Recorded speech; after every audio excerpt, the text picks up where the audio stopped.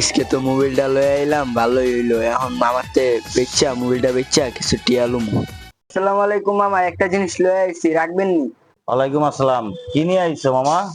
এই যে মামা, এই মোবাইলটা লয়ে আইছি। আচ্ছা, মোবাইলটা দাও।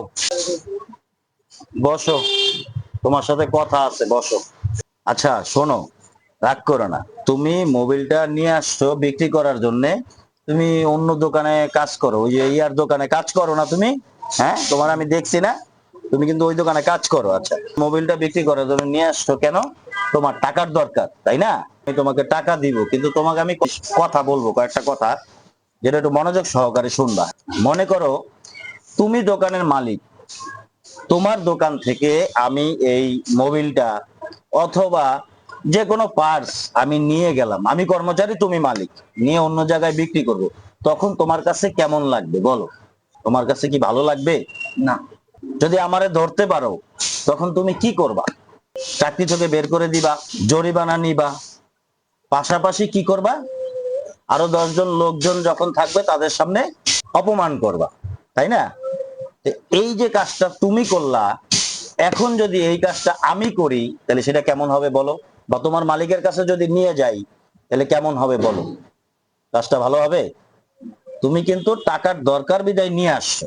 মেকানিক আছে, যাদের দোকান আছে, ওয়ার্কশপ আছে, তারা কিন্তু আমরা এই জিনিসগুলি বুঝি যে দোকানে যারা থাকে তাদের টাকার প্রয়োজন। তোমরা যদি আমাদের কাছে বলো, তুমি যে এখানে চাকরি করো, তার কাছে যদি বলো, সে কিন্তু তোমাকে টাকা এমনিতেই দিবে, চাইলেই দিত। তোমার চুরি করার বা চুরি করে বিক্রি করার প্রয়োজন পড়তো না। তুমি যদি আজকে এখন থেকে মনোযোগ দিয়ে কাজ শিখতা, টাকার দিকে না তাকিয়ে কাজ করতা, কাজ শিখতা, ভবিষ্যতে তুমি এরকম একটা দোকানের, প্রতিষ্ঠানের মালিক হইতে পারতো, তাই না? কিন্তু এখন তুমি কি শিখলা? কাজ না শিখে চুরি শিখলা। আমি কি কথা খারাপ বলছি তোমাকে? বলো না। চুরি করা হচ্ছে মহাপাপ। যদি চুরি করো তাহলে কোনোদিন তুমি কাজ শিখতে পারবে না, জীবনে উন্নতি করতে পারবে না। আমি তোমাকে চাইলে তোমার এই দোকানে কাজ করো সেই মালিকের কাছে নিয়ে যেতে পারতাম, তোমাকে আমি নিলাম না। তোমাকে আমি একটা সুযোগ দিলাম, ভালো হওয়ার সুযোগ দিলাম। তুমি যে মোবাইলটা নিয়ে আসছো, এখন যদি তোমার মালিক কোনোভাবে বুঝতে পারে যে তুমি মোবাইলটা চুরি করে নিয়ে আসছো, এনে বিক্রি করছো, যদি তোমাকে ধরে, যদি জিজ্ঞেস করে, প্রেসার দেয়, যদি বলে তুমি কার কাছে বিক্রি করছো, তুমি তো আমার কথা বলবা, তাই না? তাহলে আমি কি হইলাম? আমার সাথে সমান সমান অপরাধী হয়ে গেলাম। চুরি করে বিক্রি করা যেমন অপরাধ, কিনবে সেও কিন্তু তেমন অপরাধী, আমিও অপরাধী হয়ে যাব।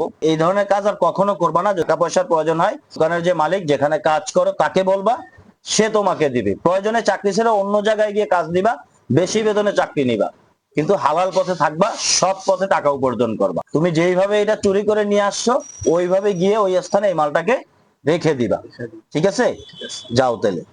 আপনাদেরকেও বলি, যে কোনো দোকানের যে কোনো পণ্য যদি বিক্রি করতে, আপনারা কখনোই সেটা কিনবেন না। আপনারা কিনলে ওরা হচ্ছে নষ্ট হবে, ওরা প্রশ্রয় পাবে, ওরা বিক্রি করার জায়গা পাবে। যদি না কিনেন, নিয়ে এসে বিক্রি করতে পারবে না।